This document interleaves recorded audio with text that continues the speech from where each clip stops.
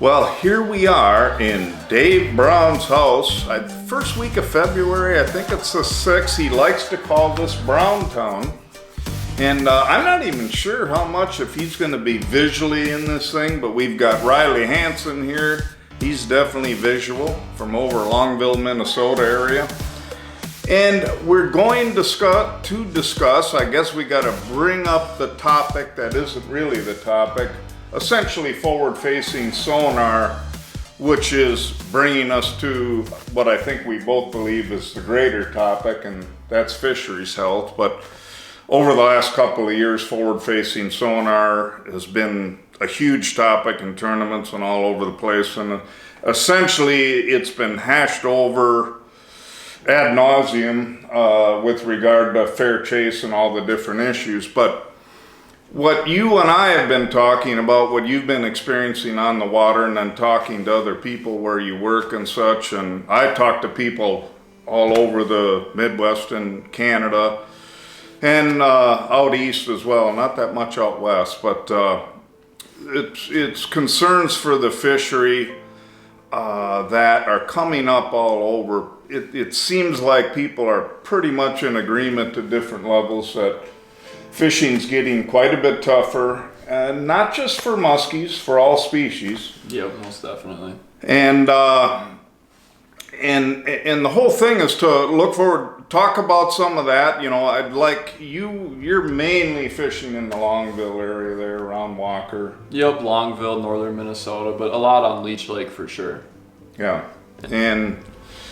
and I know we actually have to talk about this for sure, because there's a little movement going on over there with a group of guides and stuff to try and get some restrictions put on that lake, because it is the basically the source of Minnesota muskies. Right, and it's one of our last great Minnesota fisheries, and it's not relying on that stocking help, but we do feel that it's at a point where it could be getting affected here. Yeah. So how? Just quickly, because it popped in my head, I know it's the brood source, but how much goes back into Leech? Basically what they do is they project what the natural reproduction rate would be, and what of the fry would survive. So I'm not sure what the exact number is, but the DNR's program is from what they take out, they're going to hatch them all, and whatever would have survived if they weren't taken out is what they put back into the lake, just to kind of keep that natural balance going. Oh, okay. Yeah, that's interesting. But it's what's been interesting to me is how it's, I don't know if you call them regular people or what you call them. I mean, we normally are talking to other guides and people in the industry, but now I'm walking into the feed store, the hardware store, and people know who I am. They know I fish, and they say, "What do you think about forward-facing sonar?" But that isn't the only topic. There is the legitimate concern for the fishery, and in most cases they're talking about how things are a little tougher. And actually, being that it's winter right now, you could argue, I think it's actually being used more in winter. I mean, especially for panfish. Yeah, our panfish populations, I mean, it has completely changed the game of how you can panfish. In the wintertime, we've done a bunch of pan fishing together, and I mean, when I get days off and we're breaking down bodies of water, we can now break down 4 bodies of water in one day, rather than drilling 200 holes just to check a couple spots, and it takes a couple days to fish one lake out, you know? So I mean, that's the biggest thing. I would say that as far as catching the fish, it has maybe became a little more work, because you're constantly chasing them with the live scope. They do run, and they run. Like, but as far as narrowing down water, finding new spots and stuff, it has been an absolute game changer. I mean, at this point, I hardly fish the same lake twice in a season.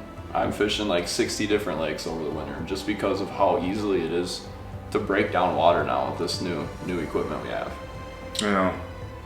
And I go out with quite a few different people. I have it. I generally don't use it myself, but I have been in situations filming, I know, where we kind of started off where we weren't really going to use it, but then, you know, in a couple cases it was like, well, we want to be in a walleye spot by 2 o'clock and we haven't caught quite enough panfish yet, so you start using it. Definitely ups your efficiency and your catch rate. So that's one thing there. That's just how quickly now can fisheries actually be figured out, but fished out. Right. I mean, it's way easier to catch them. That's for sure. And I mean, there's definitely multiple ways that this can be helped. In Minnesota, we see a lot of these lower limits, these 5 bluegill limits, 5 crappie limits. That has helped immensely with kind of slowing down that track of how much this technology is going to help, or how much this technology is going to affect our bodies of water. But I think that's something that really, with our advances in technology, really needs to be looked at, is lower limits. And people just necessarily aren't fishing for food anymore. It's sport, right? It's a horrible investment. If you're spending all this money to catch food, you're better off going to the grocery store. It's all a sport now. That's for sure. Yeah. Well, that's the reality of it, I think. And the big thing is, what do we do? Because realistically, the one problem that you run into, and it's pretty much everybody. I mean, you could argue anyone who considers themselves a professional fisherman in the business, I guess, in any way, relying off it, running a shop or a gas station in a tourist area with a bunch of lakes. It's all, I mean, fishing is such a boon to everything. And of course, if you're a guide or resort owner or whatever, you don't really want to be publicly talking about, hey, maybe the fishery actually getting worse because of this, because that's not good for business. But at the end of the day, I think everybody's coming to the same conclusion when they're talking. The reality is it's tougher, especially if you do it in a traditional fashion. And everybody knows that at the end of the day, if the fishery's not healthy, it's eventually, wherever the gray area is, it gets to the point where it's going to be detrimental for business. And the concern that I think all of us have, which is a valid one, is where's that line where it goes too far, and how long does it take to fix it? Right. Yeah, and ultimately, it takes way less time to ruin a fishery than make it good again. I mean, they'll be messed. You can mess it up in a year, and it'll take 10 years for that fishery to recover. Especially when we were just talking about panfish. Those are so affected by fishing pressure and over harvesting. Yeah, in reality, I always want to focus on the muskies, but I love panfish and I love any kind of fishing, and I'm actually maybe more concerned about that than anything. At least around here in Wisconsin, we're way behind as far as limiting harvest. We've got a few special regulation lakes, but for the most part, it's still too much. And we've already seen our panfish populations decimated beyond size structure wise, not necessarily population, but the size structure has really been knocked down from the harvest. All the bigger fish, and you're throwing back the little weak ones, and that's not what we have. Fisheries where 15 inches were your big ones. Now we have some fisheries that 12 inches are the big ones, and some fisheries where even 10 inches are the big ones. And I'm not even sure. That's something that really needs to be looked into. I don't know if if there's a way to introduce some genetic strains and this, that, and the other. But I guess we don't need to get that deep into all of it right now. But the focus has been on more opportunities. I know by the DNR in a lot of cases actually extending seasons. In some cases, dropping the limits a little bit, but overall, expanding the fishing. That's what the business people want as well. Longer season, more people coming around to fish. Yeah. So the simple question is that realistic today with all of the technology and pressure and knowledge? And the other factor I think we've talked about is, overall handling in a lot of cases has actually gone down as well. Mm-hmm.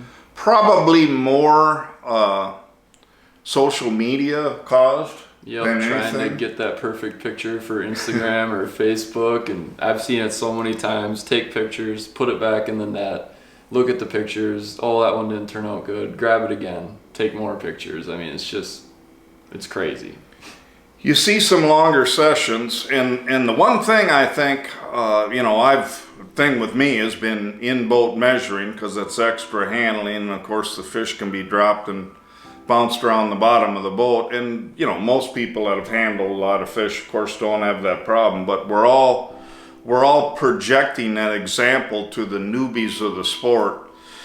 I think that's one thing. Somebody that's new to it, they're, probably when they start, when they're measuring in the boat, are probably going to drop half their fish. Oh yeah, and lose control. And right? they usually freak out the second you cover up that eye on the bump board too. When you don't know that's coming, right? Definitely they're gonna flop and you might lose control of them.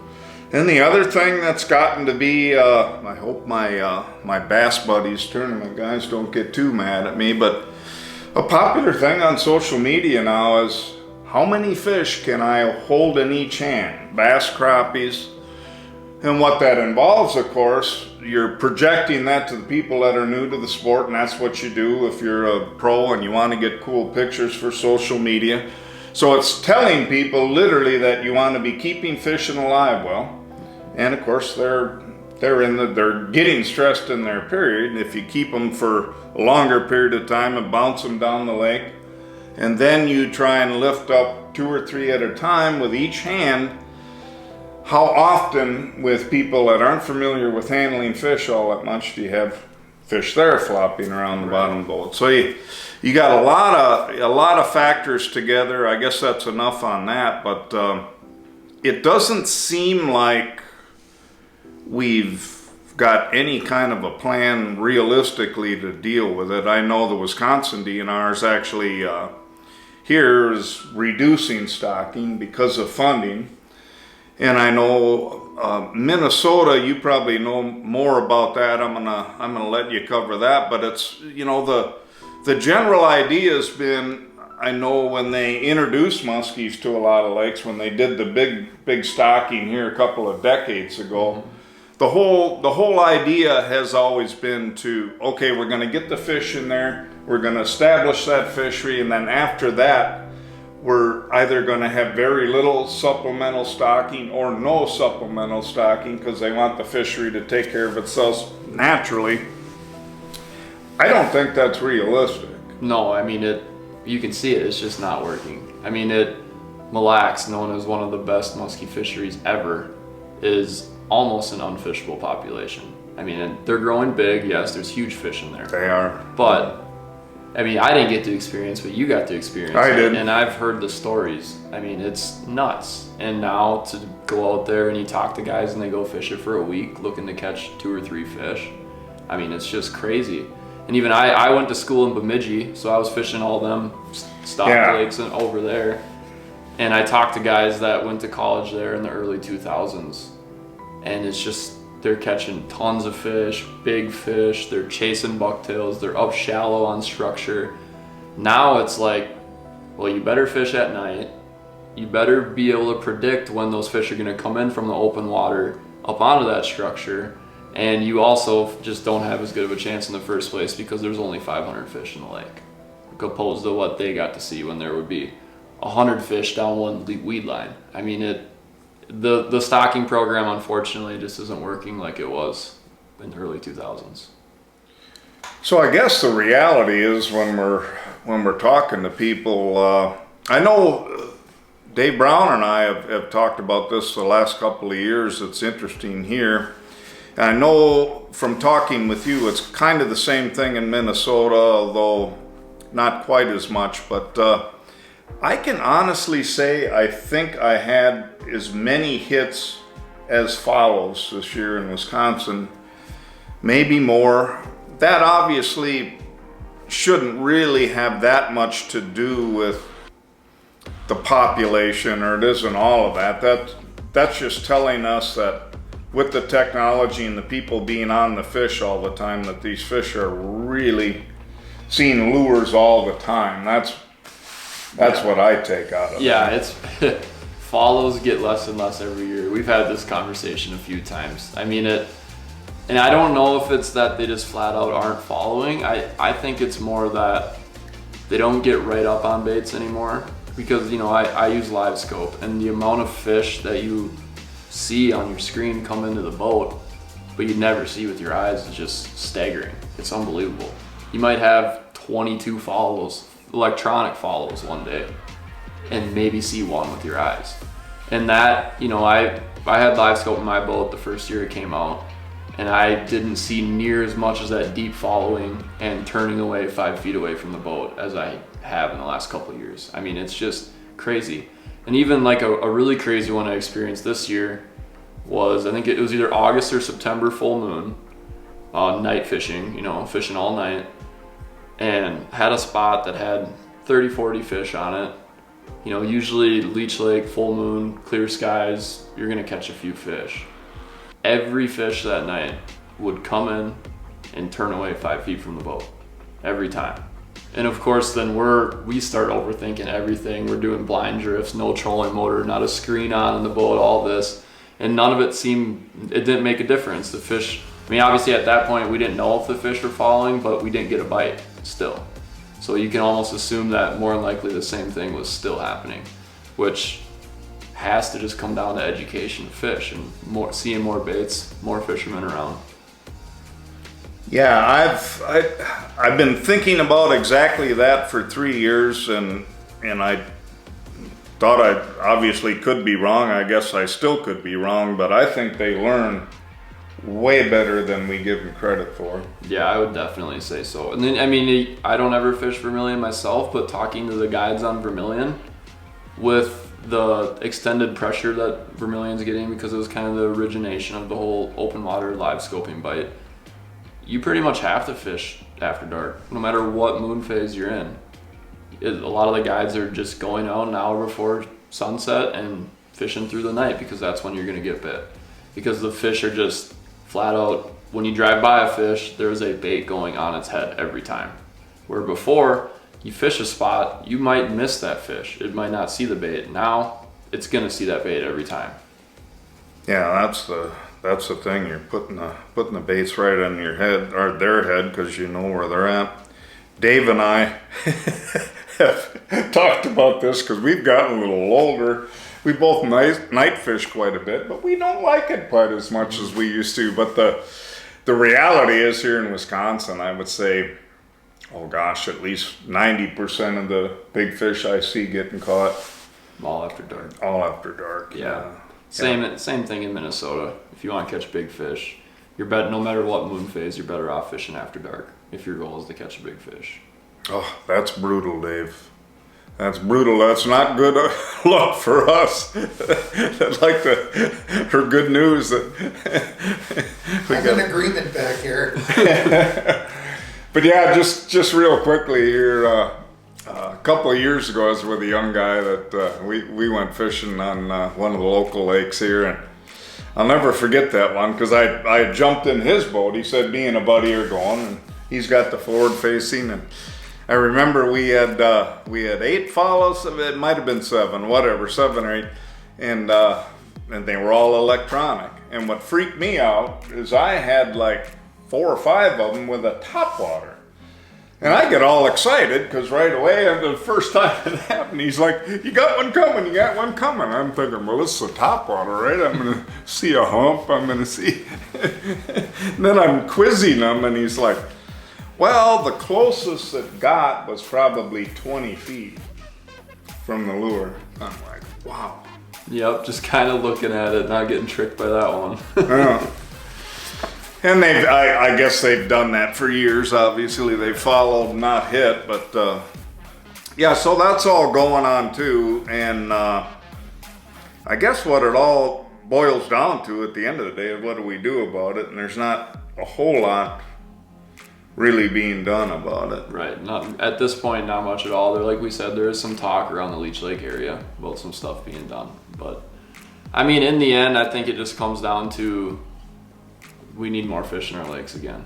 I think that solves a lot of problems. When you have big lakes like Mille Lacs, or all them lakes in the Bemidji area that can absorb some of that pressure, it's going to take pressure off of your natural lakes too, like Leech, you know, and Cass and stuff like that. Where you're seeing Leech and Cass Lake right now are getting more pressure than they ever have because all of our stocked fisheries are essentially dying. I mean, not necessarily dying completely, but they're getting extremely, you're pretty much trying to catch, there's only 500 fish to catch in the lake. And you're trying to get one of them, and it's not, you know, it's not a very high density of fish, and they're all old and pretty smart too. So it's very, very tough fishing on those stock bodies of water. Now, one interesting thing that you told me when I was quizzing you about it was that you feel like even though the fish are really getting hit and pressured, open water fish, that's where they're, I guess, most susceptible to the accuracy of forward-facing sonar, and that's gotten to be pretty popular. And we both were kind of hoping that, well, if they get beat up enough out there, they're going to move shallower, hit structure, whatever, go whatever they would do to avoid that. But you said this year you didn't really feel like that was happening. Yeah, I'd say kind of the weirdest thing ever. There was one part of Leech Lake that was getting exponential live scoping and just open water pressure, live scoping and trollers. And it's a spot that I would say the migration per se kind of starts at. They leave the spawning grounds, they kind of all funnel to this one certain area, and then they all disperse to their summer haunts from there. Usually they're still in the basins for a couple weeks, but they're gonna travel to different basins that set up next to their summer haunts, you know, the weeds and stuff like that. And for whatever reason this year, with all that fishing pressure in that basin, they would not leave it. They just sat there where all the fishing pressure was. Why that happens, I don't know. I mean, it seems they're smart enough to quit following, right? They're smart enough to do these things, and then they just sat in that spot where all the fishing pressure was. And I thought that was kind of weird. And actually at a muskie tournament, the Minnesota Muskie Trail on Leech Lake, to just talking with some anglers, and you know, overall tougher year on Leech Lake. We were all kind of frustrated, and even in the tournament, a lot of frustration, you know, not a ton of fish getting caught. And we were kind of talking, and I heard one theory that, you know, open water is their like recovery period, right? So after they spawn, they go hit open water, they can eat all them oily bait fish to kind of recuperate from all the stress from spawning.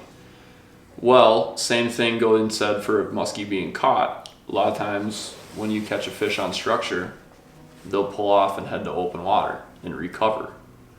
So when they were in their recovery spot and they're getting caught in that recovery spot over and over again, they are going to be more likely to stay in that recovery spot where they have that bait fish, that oily bait fish like tulipy available to them to eat. So that was kind of an interesting idea that I heard out of all of it.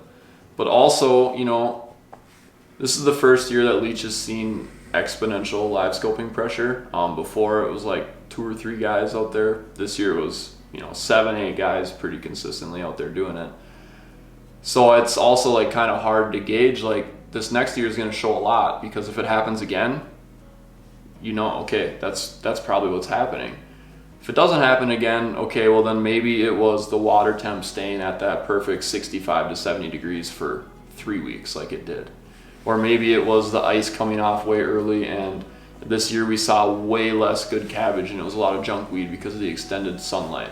Also, a lot of that junk weed stayed up all winter just because we didn't get any snow all winter, so there's more light penetration. So there's a lot that it could be, and it's really hard to say after 1 year.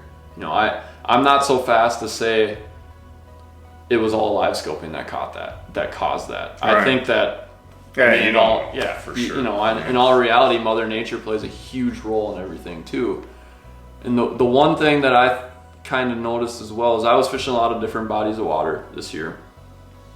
And one lake in particular, I went out and live scoped it for 2 days, and I drive by it all the time on my way to work. Never saw anybody else out there scoping, and you know, I caught like 9 fish out of it in those 2 days. But that was all the scoping pressure it got, and those fish in that lake also wouldn't pull shallow this year. All the way through September, the fish were in open water. And it just the weirdest thing ever, that's for sure. Now, one thing the day I just talked about, where we had the electronic follows, it's interesting to me, I always assumed before you had this technology that they go back to where they were sitting. It seemed like every fish, my buddy was following them, would actually stay out in deeper water. Is that common? Either go straight away and just wander off, or kind of parallel? Yeah, I would. You see that a lot. And one thing that I noticed from the early days, before like sharpshooting was really even a thing, like the first year of live scope, when we were just using it in fishing and just using it as another tool, like your side imaging, just to see more. Putting pressure, like, you know, like spot camping. Spot camping, I feel like, used to be a way bigger thing than it is now, where you just sit on a spot and you fish it and you don't leave it. When you would try to do that, you would actually see the fish, less and less fish on a spot every time you go by. Just from that pressure, the fish were pulling off that structure and going to the deeper water just from fishing pressure and being bothered. We do see more camping around here with the people that use it in fall in the live bait time. Mm-hmm. I don't know if they turn it off, but they find big fish and they wait them out. Mm-hmm.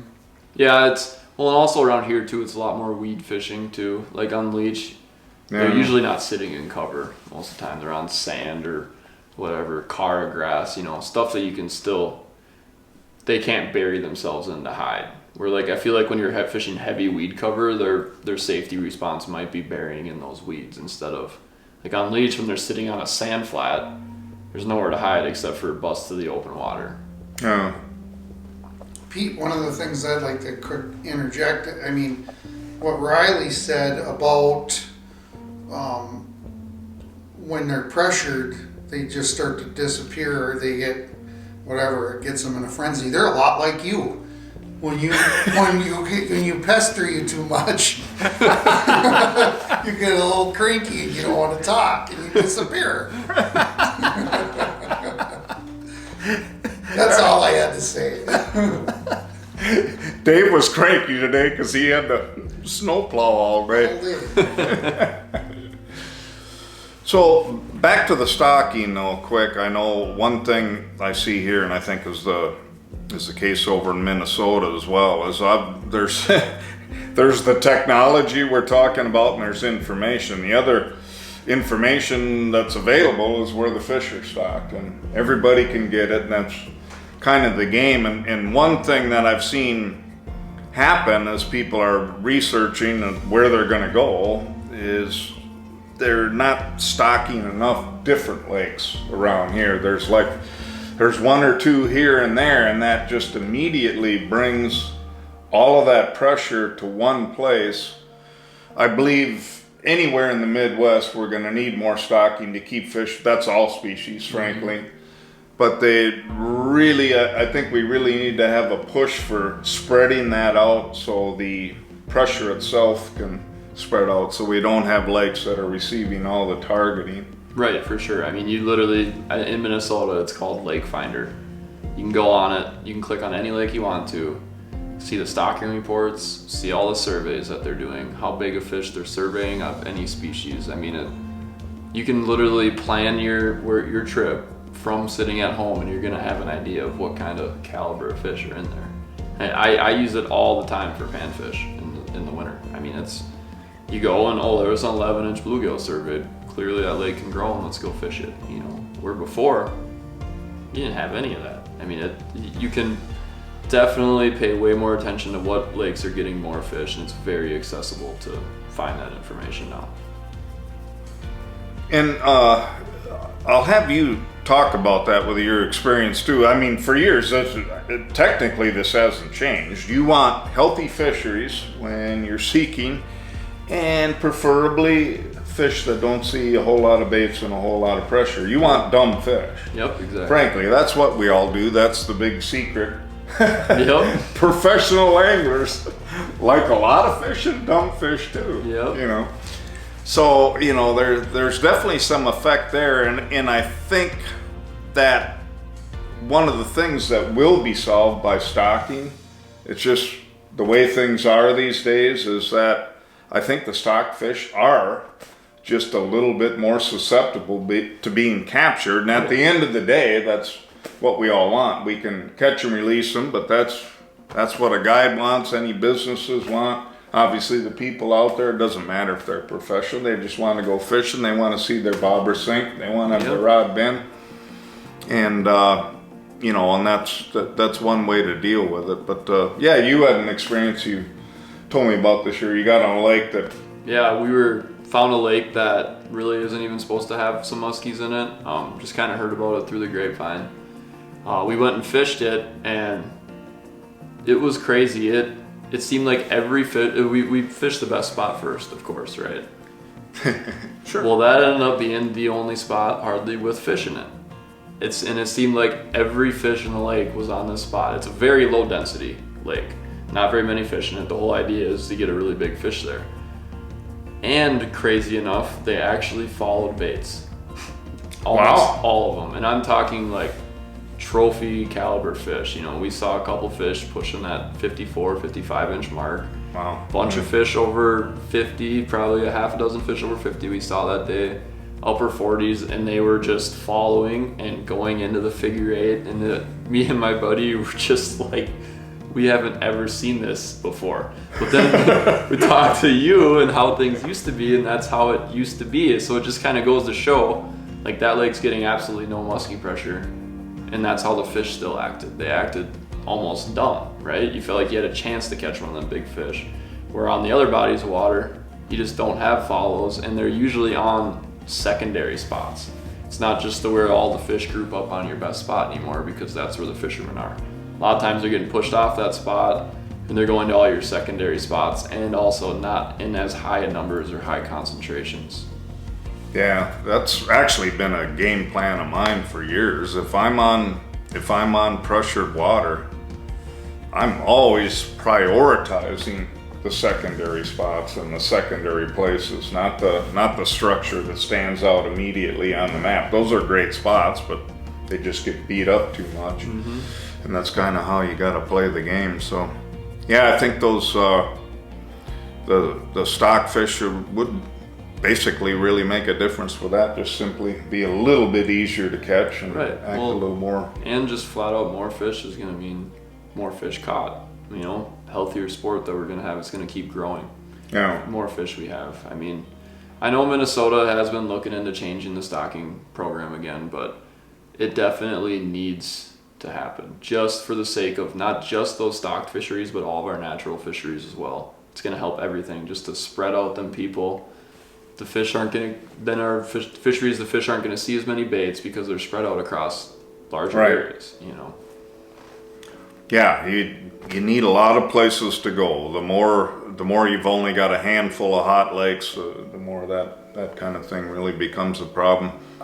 I think this is the only logical way to try and get an idea of the effects of a lot of forward-facing sonar use, the big argument, you know, that we're talking about, and really get an idea of how much difference that would actually make, to be able to a certain extent, study it. And I think you know, realistically, you'd have to have a few situations where you get the pressure off of the fish using the technology. Obviously, it's going to take a year or two before you would see any results, but and I'm sure you'll never see anything definitive. I don't think anybody really knows exactly what's going on and how much they're affected by it, and there's so many different factors besides forward-facing sonar itself, with the knowledge and the maps and all the different things. But at the end of the day, with all of the waters we have between Minnesota and Wisconsin, we've got like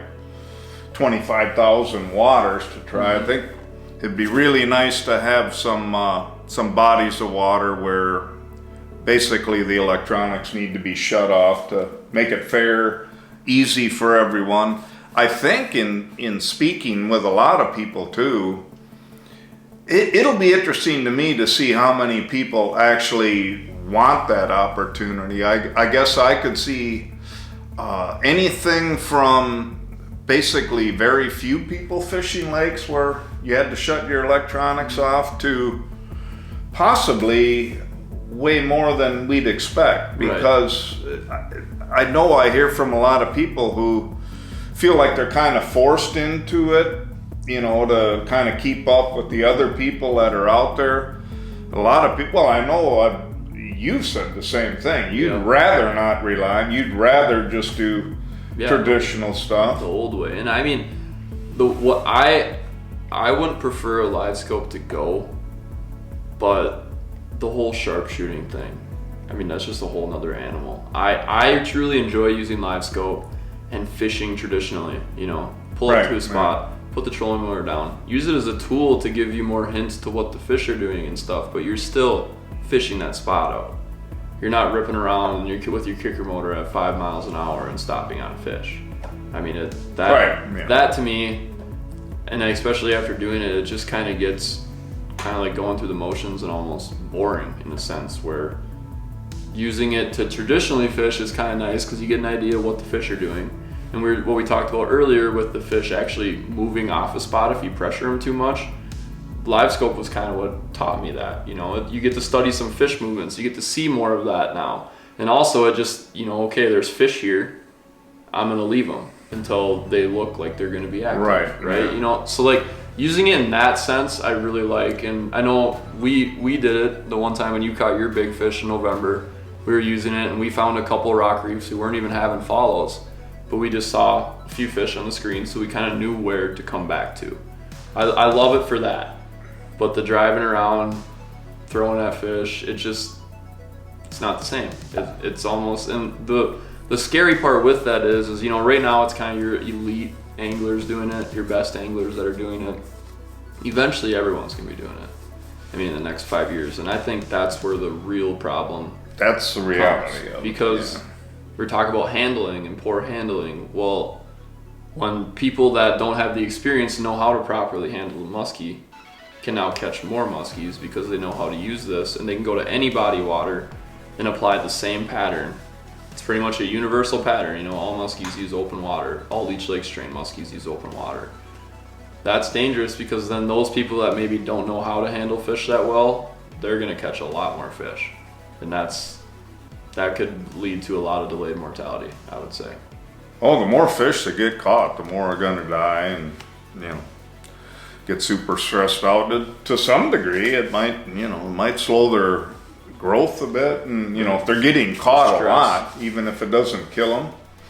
But yeah, it's sharpshooting, and actually it's trolling. It was, I think I told you about this, but 3 years ago now, and it was actually walleyes, which really opened my eyes to the effects trolling as well.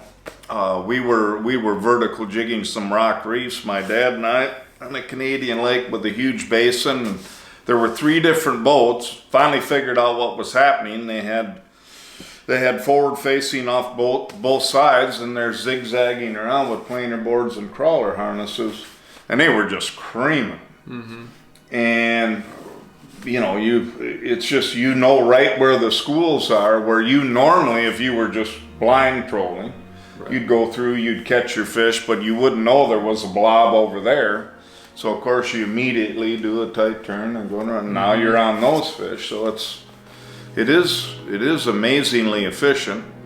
But I think that's one thing we should do, is to try and get some situations to see if it helps a fishery. I think that, and be able to compare to fisheries that have full electronics use to some that don't. That's one way to hopefully try and learn something. And then the other thing, I went totally blank on my next thought here right now. I wanted to go to you with what's going on Leech Lake right now. Yeah. I know that I heard there's a group of guides, Bobby Landerville, Jeremy Smith. There's several guys working on over there trying to get the open water fishing shut down for. So basically what they're talking about doing is from muskie opener to the second weekend in July, no fishing over 20 feet of water on Leech Lake. And that's trolling, casting, anything. Just that is you can't fish that depth of water, which is the depth that all the fish are in, right? You know, roaming that open water. I mean, essentially, the part that sucks about it is if that happens, I mean, yes, the opportunity to fish Leech Lake is still there, but the opportunity to catch a muskie on Leech Lake isn't there anymore. We all know where all the fish are at that time of year. That's the only downside to it. So basically, Leech Lake would be shut down for a month and a half. And the whole idea of that is to use it as like the pilot lake, like you were talking about, to kind of study leech versus other bodies of water and how these other bodies of water are reacting with live scope compared to how the fish are acting on leech without getting all that open water pressure. Will they use structure more? Is the fishery going to be more healthy? That's kind of the idea of it. Yeah. Well, I really think that's the only way we're legitimately going to be able to find out. Right. You need something to compare it to, and I do think it's a step in the right direction for sure. Just to kind of see. I mean, if this is all truly bad for our fisheries and they are going to eventually die, we do need to stay in front of this, right? I mean, the studies need to start happening now, otherwise it's going to be too late. And then what? Especially with the DNR's resistance to putting muskies in lakes that we have in Minnesota. They really don't. Ever since all the lawsuits with the Gull Lake and all that, they've really stepped back on stocking muskies. And if our fisheries die, it's going to be extremely hard to get them to do it again, I think. So it's a step in the right way, and like you said, it's a good experiment to see what could be happening to these fish being caught open water so regularly. Yeah, there's too much, even in Canada now, and probably that's the last place you're going to see the effects.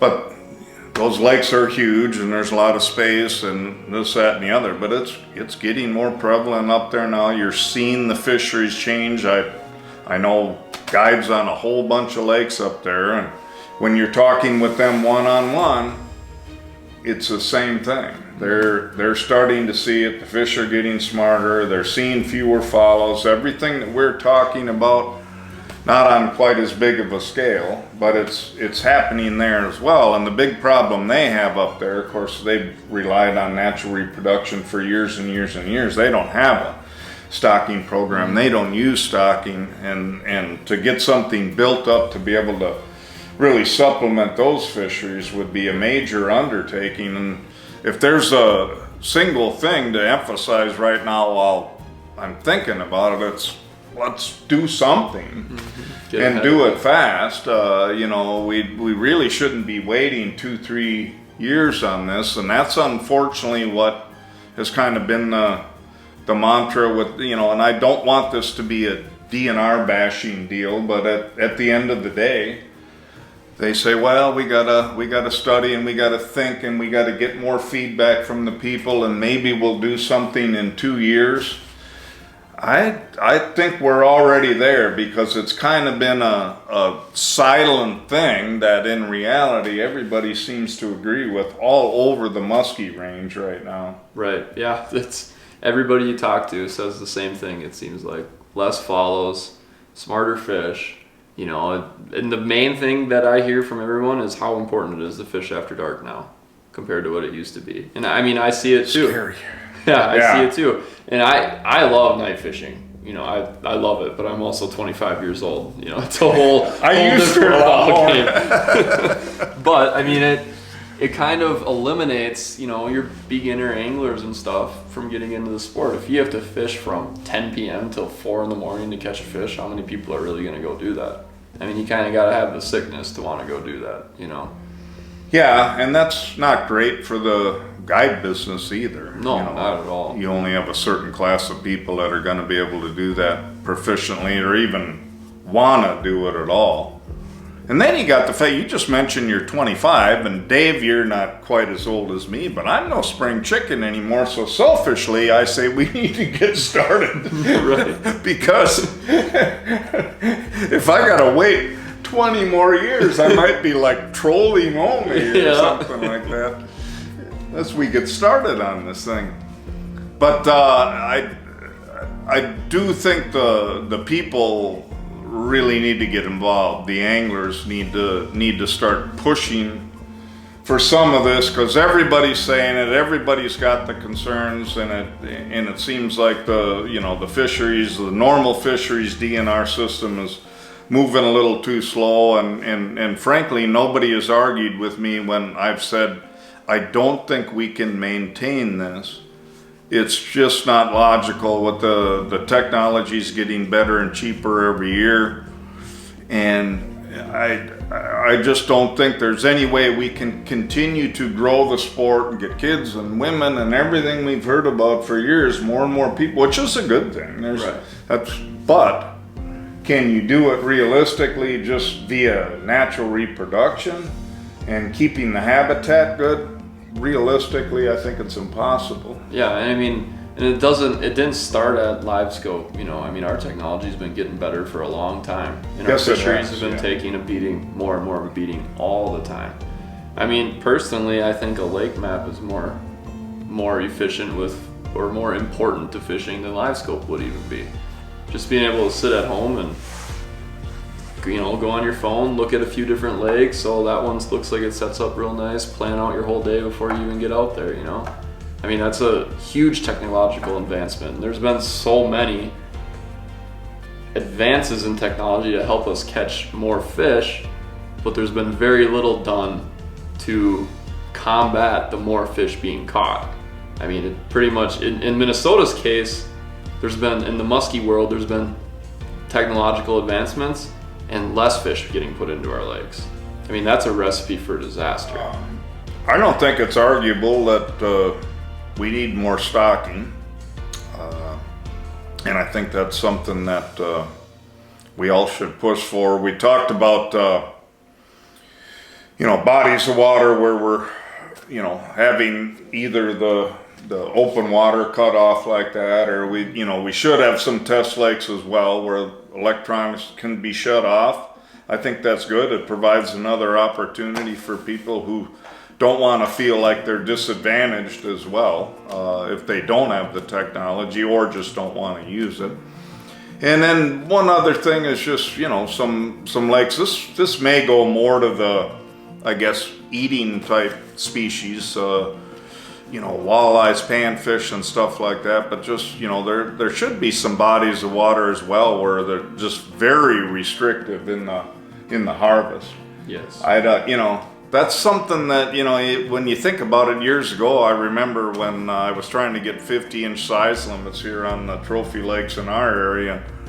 Gosh, you know, it just sounded, so many people were against it, and I got poked in the chest, and oh my God, it's going to kill business and all these different things. Well, places like that where that happened, there actually no evidence of that. If anything, it was the opposite. At the end of the day, if there's more fish to catch and the action's better, there's a whole bunch of people that are going to be interested in it. Yeah. Lac Seul, how long ago was that? That's one thing about Canada. They've always been technically more proactive than anywhere in the States. And I'll never forget that. That's getting to be a long time ago now. That fishery kind of got discovered. There was all kinds of people running there to kill 40, 50-pound muskies, and they were. And Canada just said, that's it. You can't keep one. And as far as I know, that's the only fishery. There's literally a no keep on muskies. And I remember the screaming and hollering. Everybody's like, oh my God, nobody's going to come. It's going to be a disaster. And it wasn't. Yep, same thing with Mille Lacs and the walleyes. Okay. When they shut, you know, Mille Lacs still has its very, very tough regulations on keeping fish. And all the resorts they went to no keeping fish for a few years. And all the resorts were screaming that they're all gonna sink, and they're all doing great. There's tons of people fishing Mille Lacs just for the sport. And I mean, that goes back to what we talked about a little earlier today, is nowadays, people aren't necessarily fishing for food at all. People are fishing for the sport. It's a horrible investment if you're fishing for food. It costs way too much money, you know? It's all about sports, so in the end, the more fish and the bigger fish people catch, the better off the sport's gonna be. Yeah. So, DNR is certainly a source. I know that. I've talked to several people in fisheries, and they say they've been hearing more concern and more of people actually talking about restricting, and you know, like the Leech Lake deal. Definitely support. Is there a way that people could lend support to this idea on Leech Lake? Yep. Min fish has some initiatives that they're pushing right now.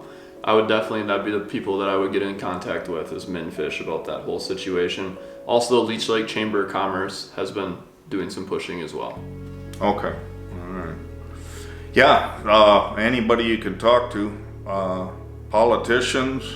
Well, I don't know about that one. I suppose that's okay, huh, Dave? I'm sure Esther's tired of hearing about it. Esther's got a wounded turkey she's taking care of right now. But the reality is with the DNR guys, they say that's, we haven't really heard enough, and that's why they're moving slow. And the more they hear from anglers that are concerned about the resource, want more stocking, but are also, it's always good when you're talking to those folks that, you're willing to go with a little more restrictions as well and less harvest. And obviously these are things that in reality we just have to do these days. There's so many people doing it. And then groups like Muskies Incorporated, of course. Yeah, they're always pushing towards it too. Yeah, so we need to do that, and we welcome any thoughts. I'm sure, Dave, people can, they're watching this video, they could let us know if we're nuts. Yeah, we want to hear some comments, what people think. We want people to subscribe to the channel if they like what they're seeing.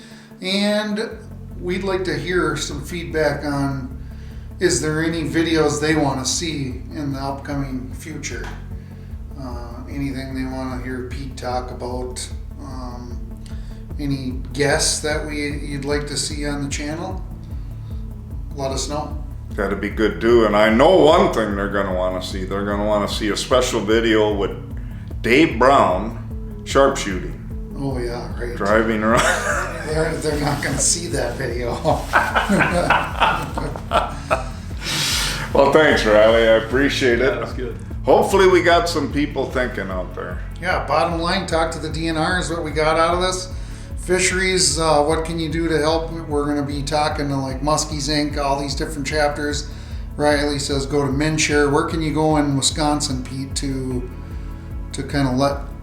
I think the first place is just the Muskie Inc. clubs. They're not all Muskie Inc., by the way, but any of those sources, generally most of the focus there is a little bit of stocking and this, that, and the other. But I think this is just a general push. The more people talking about it and pushing it to have something done and try and figure out what's going on, and simply just the more stocking thing. I think that's the thing that people should be pushing as well. We are not set up. I probably Minnesota's a little better, but that all needs funding. I know one thing about people that I talk to. If they know their money is going into fish to be put in lakes, we can raise the money to do that. Yeah, and I think another huge step with that people are talking about is private stocking should be allowed. Yeah, absolutely. Be approved by the DNR, yes, but that's pretty much being shut down right now. People trying to get together and put fish in their lakes themselves. I think that would be a huge thing, because then people know their money's going towards that. Yeah, and it'll happen if that's the case. We just need to push our way through, because I think we're at the point where realistically it just needs to happen. So we need to get involved, not just go fishing. We need to get involved, and last but not least, I think, Pete, we want people to go in and watch some previous videos that we have done on how to handle them more than anything. How to handle them, the tools you're going to need, and we've done plenty of videos on that, so go and check those out as well. Good way to cap that. Yeah, definitely work on your handling and understanding that the fish is naturally in the water, and the more time you keep them out, the worse it is for them, especially in warmer water. Mm-hmm. So that's a wrap. That's a wrap. That's a wrap. Catch you guys on the flip side. Flip There we go. side.